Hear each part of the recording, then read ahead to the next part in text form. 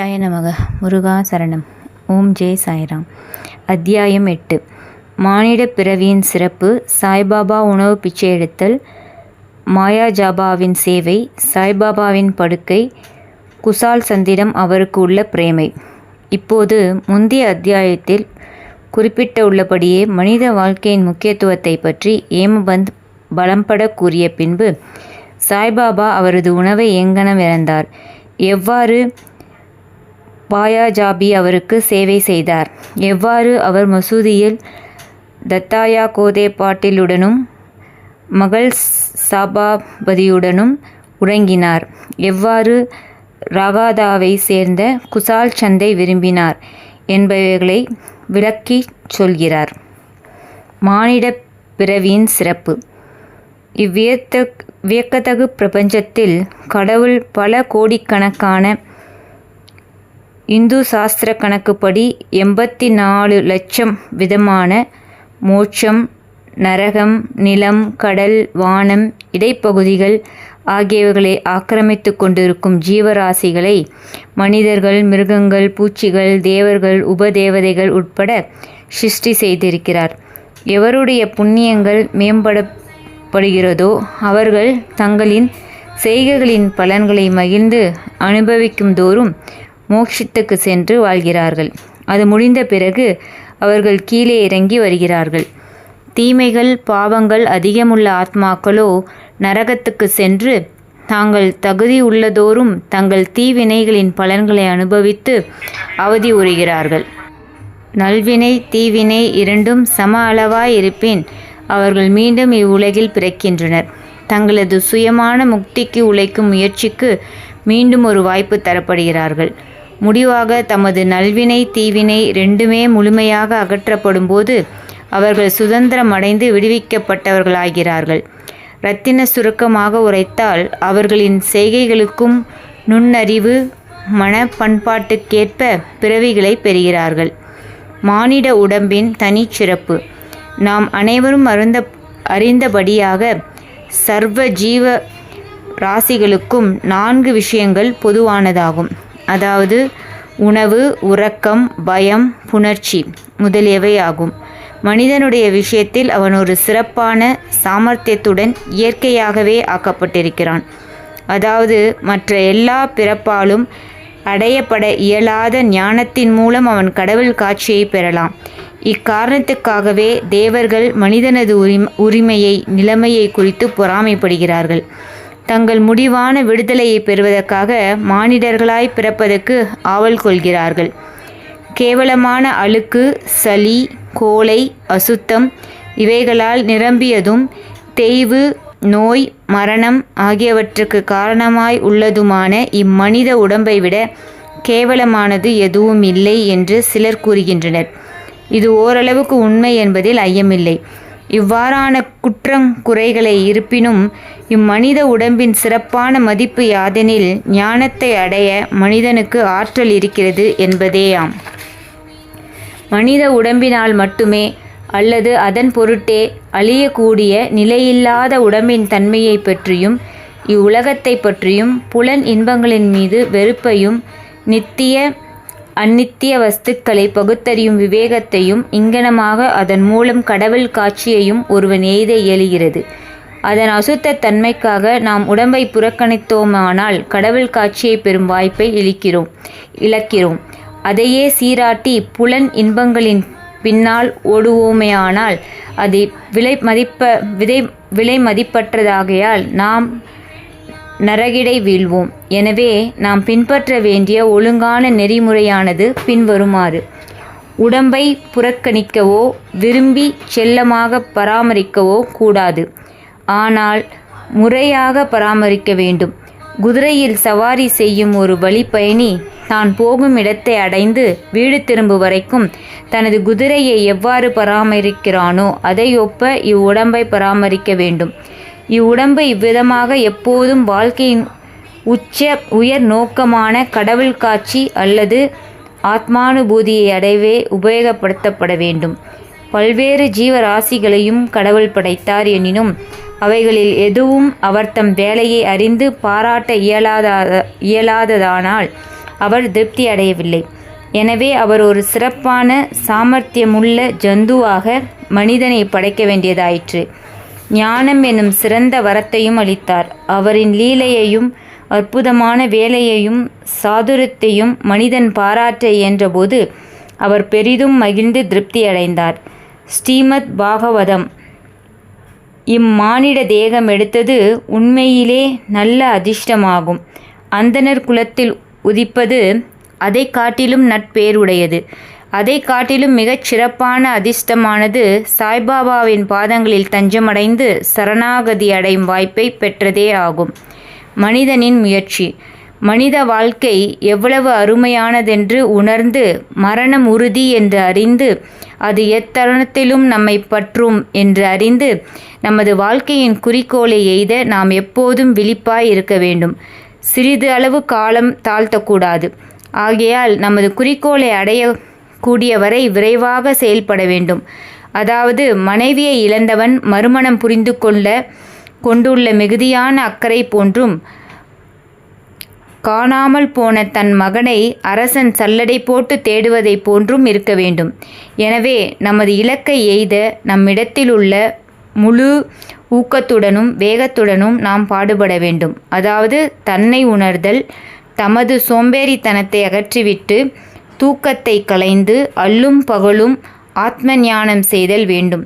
இதை செய்ய நாம் தவறுவோமானால் நம்மை நாமே மிருக நிலைக்கு தாழ்த்தி கொண்டவர்களாவோம். எவ்வாறு செல்வது?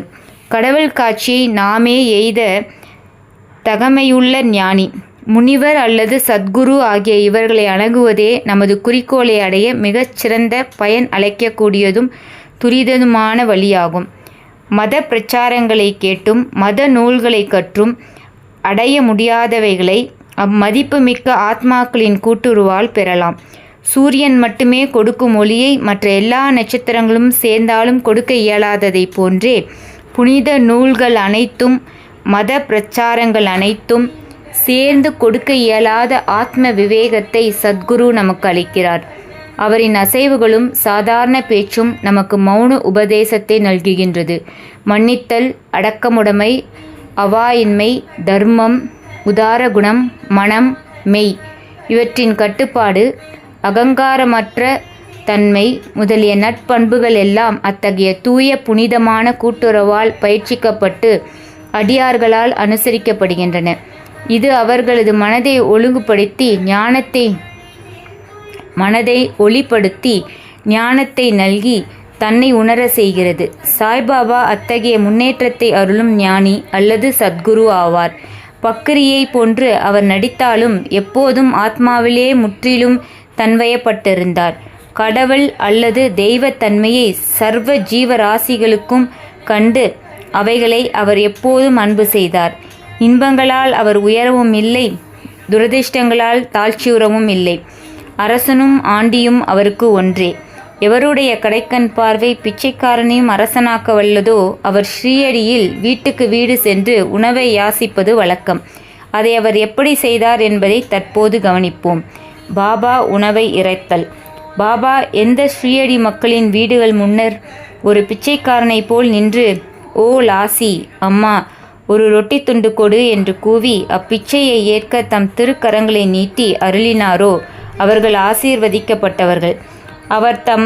அவர் ஒரு கையில் தகர குவளையையும் மற்றொன்றில் சோழி என்ற சதுர துண்டும் வைத்திருந்தார். தினந்தோறும் சில குறிப்பிட்ட வீடுகளுக்கும் ஒரு வீட்டிலிருந்து மற்றொரு வீட்டுக்கு பிச்சை எடுக்க சென்றார்.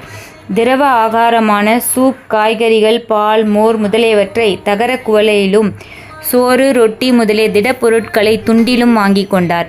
பாபாவுக்கு தம் நாவு மேல் கட்டுப்பாடு உண்டாதலால் அது சுவை அறிவதில்லை.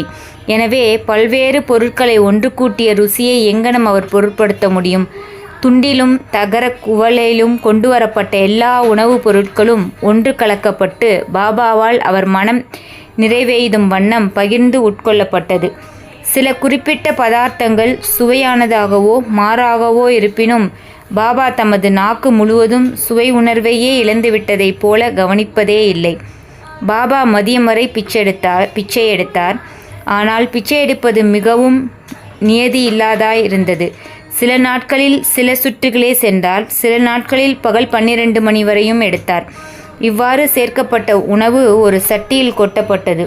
நாய்களும் காக்கைகளும் பூனைகளும் அதிலிருந்து தாராளமாக சாப்பிட்டன. பாபா அவைகளை விரட்டியதே இல்லை. மசூதியை பெருக்கிய பெண்மணி 10 அல்லது 12 ரொட்டி துண்டுகளை தன் வீட்டுக்கு எடுத்துச் சென்றாள். அவள் அங்கனம் செய்வதை யாரும் தடை செய்யவில்லை. கனவில் கூட பூனைகளையும் நாய்களையும் கடுஞ்சொற்களாலோ ஜாடைகளாலோ விரட்டி அடிக்காத அவர் எங்கனம் ஏழ்மையான திக்கற்ற மக்களுக்கு உணவை மறுக்க இயலும்? அத்தகைய உயர் குணமுடையவரின் வாழ்க்கை உண்மையிலே ஆசிகள் நிரம்ப பெற்றதாகும். ஸ்ரீயடி மக்கள் அவரை ஆரம்ப காலத்தில் ஒரு கேன பக்கிரியாக கருதினர். இப்பெயராலேயே அவர் அறியப்பட்டார்.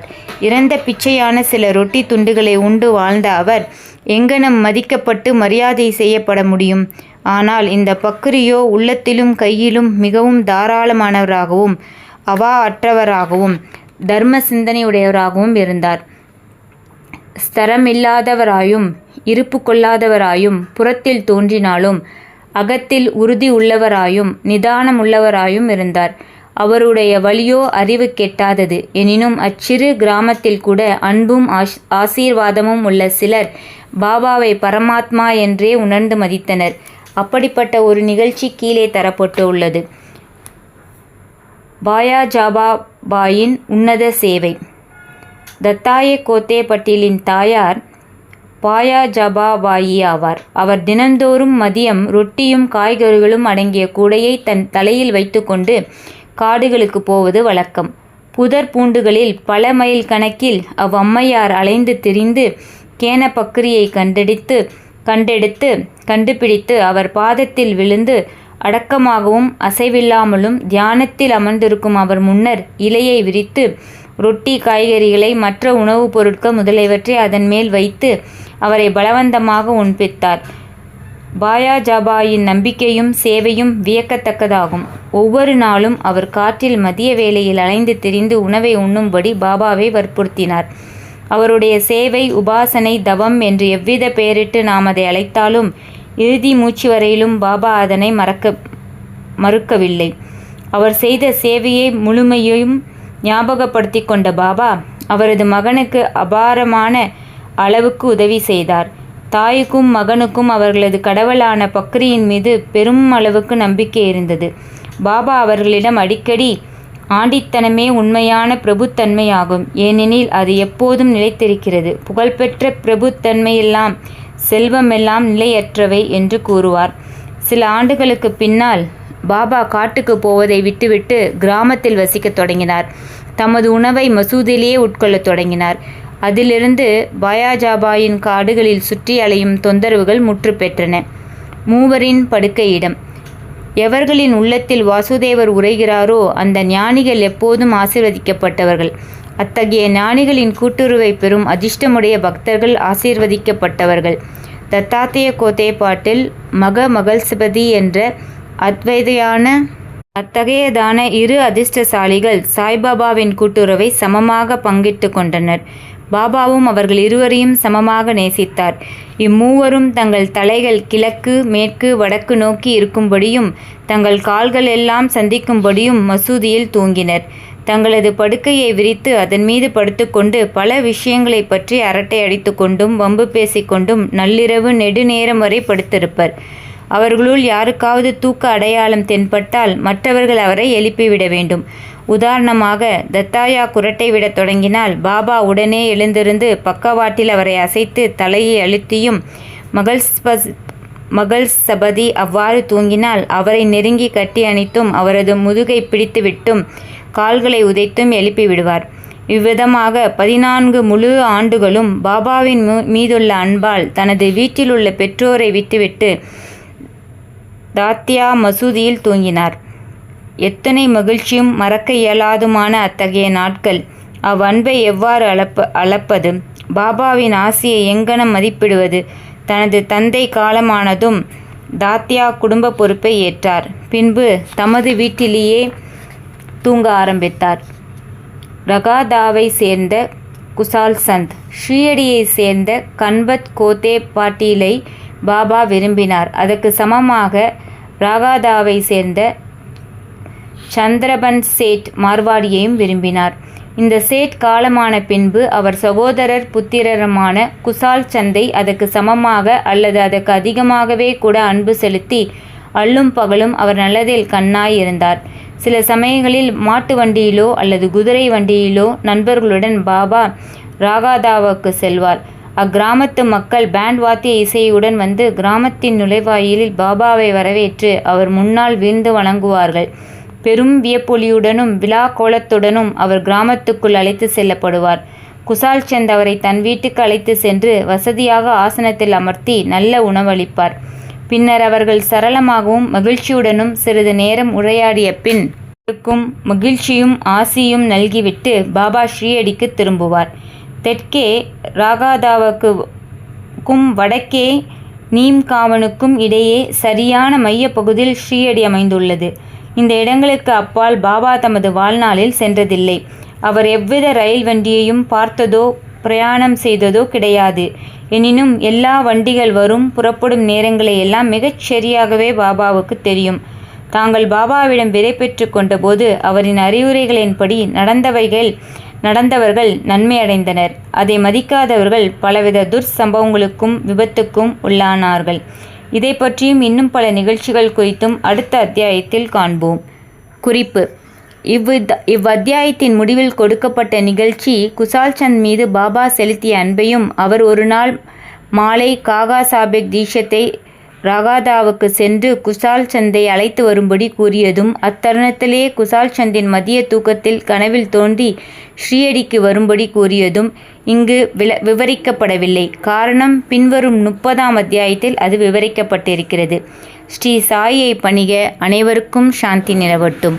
நன்றி.